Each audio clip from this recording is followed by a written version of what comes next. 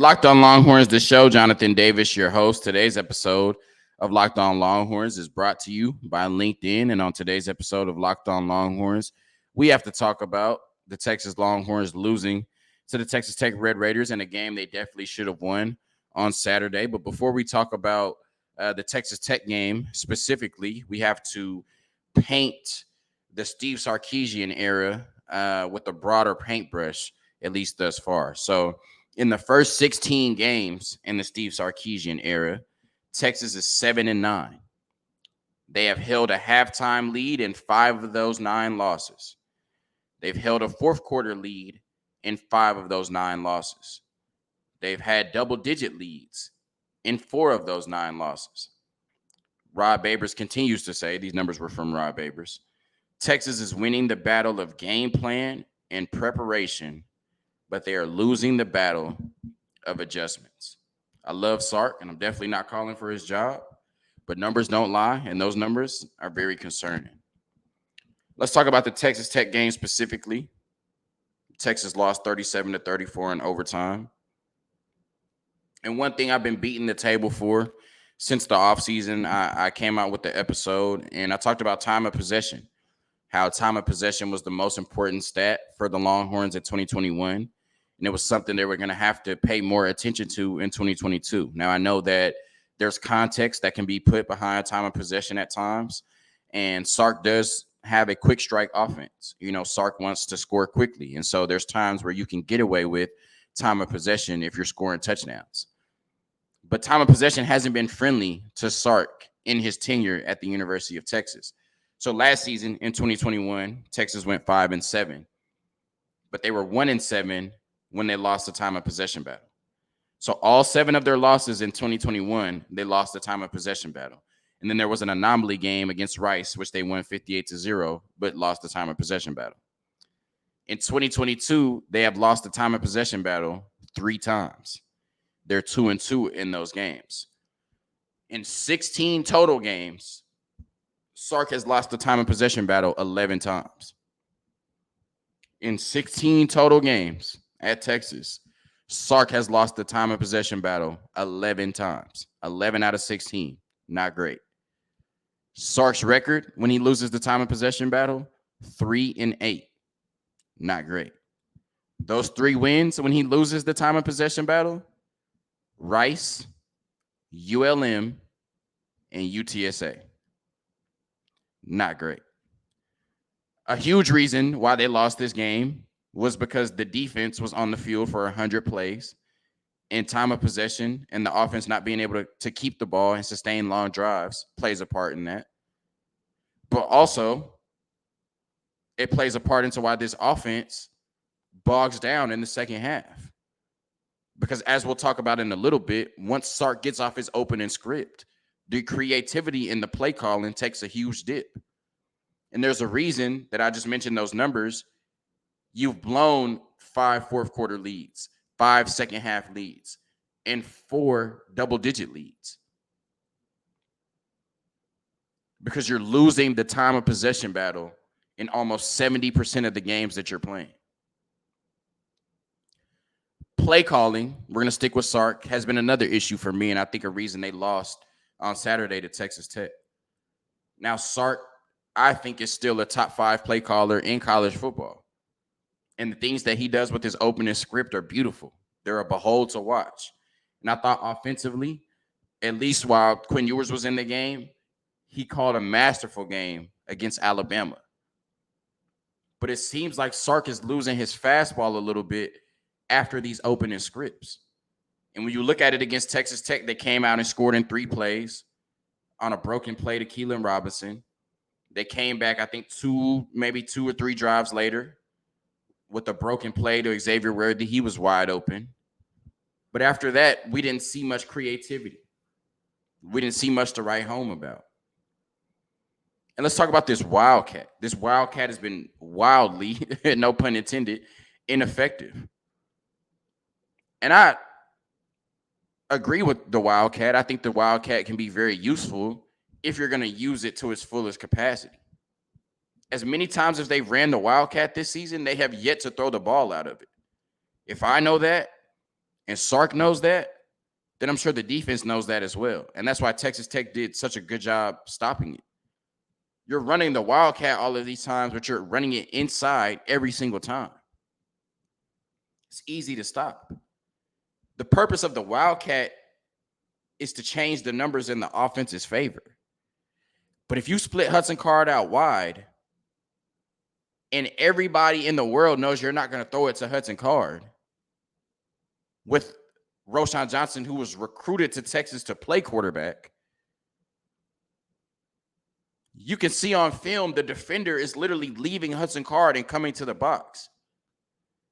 So in a formation that is designed, the Wildcat, to change the numbers in the offense's favor, you're really changing them in the defense's favor and now putting 11 in the box to stop 10 people. And then on 4th and 2, after we get a 4th down stop, on our side of the field, Sark, on our side of the field, with the best running back room in the country, 4th and 2, you don't hand the ball off to Bijan. You don't hand the ball off to Roschon. You don't trust Hudson Card enough to get 2 yards. We run the same Wildcat that had already been ineffective. And we fake the ball to Bijan Robinson. And Roschon, by the time he gets going, there's 2 to 3 defenders in the backfield. Because on top of the Wildcat being a dumb play call, especially if you're not going to throw out of it, we can't run block. And then, speaking of the running game in these design, in the Wildcat, I know that Sark is stubborn and he doesn't want his quarterbacks running the ball. And that works if you have a Quinn Ewers who's not a dual threat quarterback, right? You have a pro-style quarterback in Sark's pro-style system. But Hudson Card is a dual threat quarterback. And we all can see that Hudson Card would probably be a lot more comfortable if Sark would allow him to run the ball. Running the ball as a quarterback in college football is so vital to these college offenses and to success. And for some reason, Sark continues to snub his nose at it. If you had Quinn Ewers, I would be fine with that, but you don't.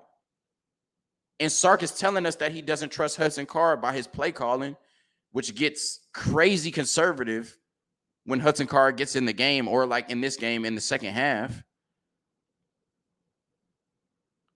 But it's like obvious that Hudson Card would be more comfortable running the ball. Why can't he get 4 to 6 design runs a game? 5 to 7, 6 to 8. Why can't he get designed runs that'll help him be more comfortable, help change the numbers on the defense, and open up space in the passing game? Why is Sark so stubborn and so hell-bent on not allowing Hudson Card to run the ball when it's clear he can do it effectively? I'm sure, especially if it's schemed.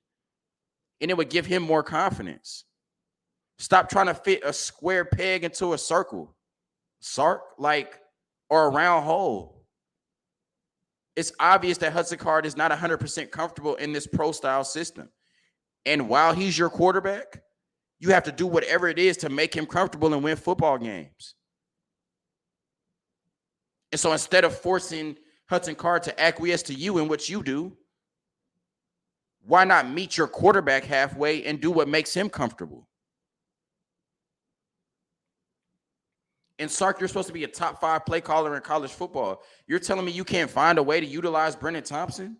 Why is 10-2 speed sitting on the sideline, especially when Xavier Worthy doesn't play the whole second half? Savion Red, we heard nothing but great reviews out of camp from him. Sark, you can't find a way to use him when Xavier Worthy doesn't play the whole second half? You don't have packages for Brennan Thompson with 10-2 speed? And the only reason that Jai Hall and Tariq Milton were out there as much as they were is because Xavier Worthy got hurt. You got all of this talent in the stable. Sark, where is it? Why aren't you using it? I'm not understanding why Brennan Thompson and Savion Red don't even have a target yet outside of the very end of the game against ULM. Why these talented playmakers who we've heard nothing but great reviews about over the summer can't come into the game and make an impact. Especially Brennan Thompson with 10-2 speed. I don't know if Sark is losing his fastball or what, but he needs to show me something. There's too many talented playmakers on that side of the ball for them to be sitting on the sidelines in a game we're losing with the top 5 play caller in college football at our disposal. And then we need to talk about this run game. And I talked about it last week that the numbers in these long runs were kind of skewing what hasn't been a great run game. And when you look at it in this game, they only had 30 runs for 149 yards, which isn't great to begin with. That's less than 5. It rounds up to 5 yards a carry exactly.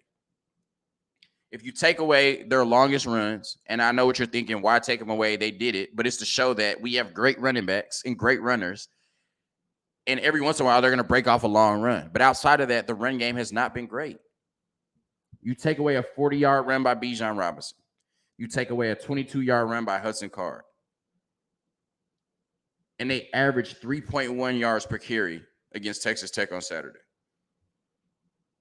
Now, our offensive line hasn't been great at run blocking, and Texas Tech has a really good run game. But we have Bijan Robinson. We have Roschon Johnson. We have talented but young offensive linemen. And we know that Sark wants to run the ball. He wants this to be a power run game. He wants the play action to work off of that. But that doesn't work if you're going to average 3.1 yards per carry. So Sark has to find a way to get this run game going. You have the best running back in the country and the best backup running back in the country. And yet, outside of these long runs, this team is average at running the ball. If we can't run the ball at the University of Texas, then nothing else works off of that. I don't care if you got Quinn Ewers or Hudson Card. And Hudson Card wasn't outstanding, I don't think, on Saturday. 2 of his touchdowns came off of broken plays. His only 2 touchdowns came off of broken plays. But if Hudson Card gives me 34 points, that's a football game I have to win. Quinn Ewers have scored 40 plus, maybe. But once again, if Hudson Card gives me 34 points, that's a game I have to win. So we're going to talk about Pete Kwiatkowski and this defense next. But I think Sark neglecting time of possession criminally the way he has led to them losing to Texas Tech. The play calling or lack thereof led to us losing against Texas Tech. The creativity living after the script, after Sark's opening script, and not utilizing our playmakers enough or in the right ways led to us losing to Texas Tech. In this run game that continues to struggle outside of a few long runs led to us losing to Texas Tech. We're going to talk about the defense and Pete Kwiatkowski next. First, a quick word from LinkedIn. These days, every new potential hire can feel like a high-stakes wager for your small business. You want to be 100% certain that you have access to the best qualified candidates available. That's why you have to check out LinkedIn Jobs, because LinkedIn Jobs helps find the right people for your team faster and for free. Post your job for free at linkedin.com/lockedoncollege. That's linkedin.com/lockedoncollege to post your job for free. Terms and conditions apply. We found out an answer to a question we did not want the answer to, or at least we didn't want this to be the answer. The question was, is this defense really good, or did they play up for Alabama? Through 4 games, my answer is they played up for Alabama. Now, the defense was out there for 100 plays, and I talked about it in time of possession. You cannot continuously allow teams to possess the ball for 10 minutes more than you have it and think that that's a recipe for success. You cannot allow a team to run 40 more plays than you do on offense and think that that's a recipe for success. So I'm going to give the offense some blame on the defense being out there for 100 plays. And I'm going to give the defense a little bit of a pass in saying that any defense that's out there for 100 plays is going to be gassed and is not going to be playing at the highest level. And I think you could see, watching the game very clearly, towards the end of that game, the defense wasn't playing with the same intensity they played at the very beginning of the game or against Alabama, the game that they played their hearts out for. But obviously, a lot of the defense, playing for 100 plays had to do with them themselves. They gave up 6 fourth down conversions. They gave up 13 third and fourth down conversions, period. So there were 13 different opportunities in that game on either third or fourth down where Texas had a chance to get off the field. And 13 times, Texas Tech got a first down. That's unacceptable. And a big reason for that is the pass rush was non-existent. They were able to put so much pressure on Bryce Young in Alabama. They had Bryce Young in hell for 3.5 quarters. But for some reason, we've allowed Frank Harris and Donovan Smith to be completely comfortable against us. Now, this is the game where you miss having that guy. Barron Sorrell was kind of that guy in week 1. We haven't seen much from Ovi Ogofu. Demarvion Overshown has flashed in a hybrid role at times. But this is the game where you saw the downfall of not having a guy that can just consistently win one-on-ones and put pressure on the quarterback. Because when they're not dialing up pressure, we can't get pressure with 4. And as I've said many times on this show, it doesn't matter who the quarterback is. They're all talented. If you can't get pressure on a quarterback and you can't get pressure on these Big 12 offenses, they're going to move the ball up and down and up and down and up and down the field. And that's what Donovan Smith did. Donovan Smith, who had came into this game with 5 interceptions in less than 3 full games, 2 pick sixes, played the best game of his life. 373 yards and 3 touchdowns with no turnovers. Because the pass rush was non-existent. They got 2 sacks on him and 56 passes. One of those by a corner and one of those by Demarvion Overshown. And the pressure they were able to scheme up and get on Bryce Young and Alabama, they have not been able to match that since against UTSA and Texas Tech. 2 teams with very bad offensive lines. Texas Tech had allowed 11 sacks, almost 4 sacks a game in 3 games coming into this game. And we get 2 on 56 passing attempts. Once again, Donovan Smith had thrown 5 interceptions, 2 of those pick sixes coming into this game. Texas Tech fans were calling for Donovan Smith to get benched prior to this game. And he plays Texas and has the best game of his life and plays mistake-free. On 56 passes and 12 runs, he touched the ball almost 70 times and did not turn the ball over. That's unacceptable for this Texas defense. And then when you look at it, I'm not going to get too much into Pete Kwiatkowski scheme, Gary Patterson, who's to blame, who should be the defensive coordinator, anything like that.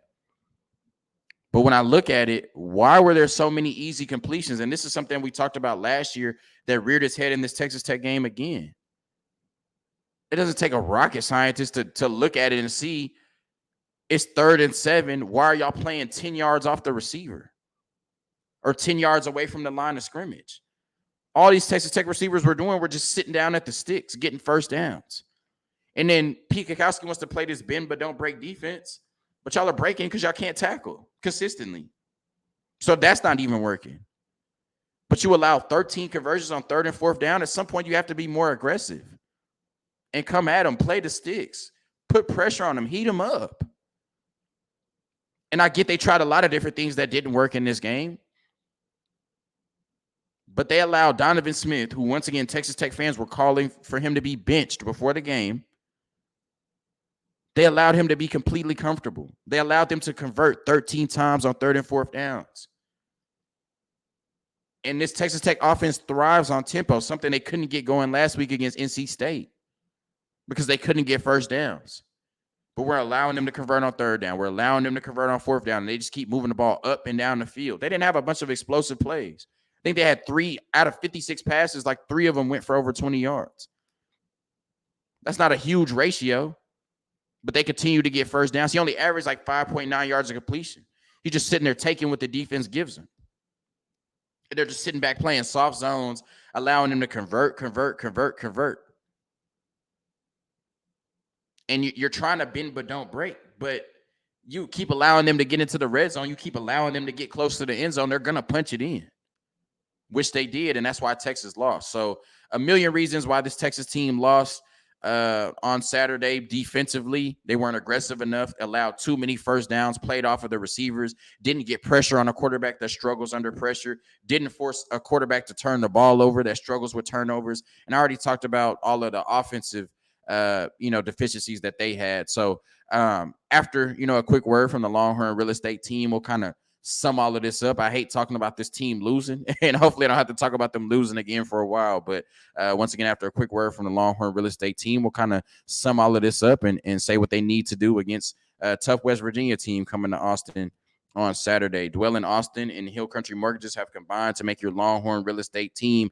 And for all your real estate needs in the Austin area, make sure you visit www.longhornrealestateteam.com. In a changing, more complex market, you need to work with the top professionals in Austin. Our data and information-driven approach gives our clients a significant advantage. Decades of experience in all market conditions make us able to achieve the best results for our clients, and our clients for years have outperform the market, leveraging proprietary research, information, and expertise, which is now more important than ever. Dwell in Austin and Hill Country Mortgages have combined to make your Longhorn real estate team. And for all your real estate needs in the Austin area, make sure you're visiting www.longhornrealestateteam.com. Hill Country Mortgages, LLC, NMLS 2324262. Jonathan Sarver, NMLS 993872. Equal housing opportunity.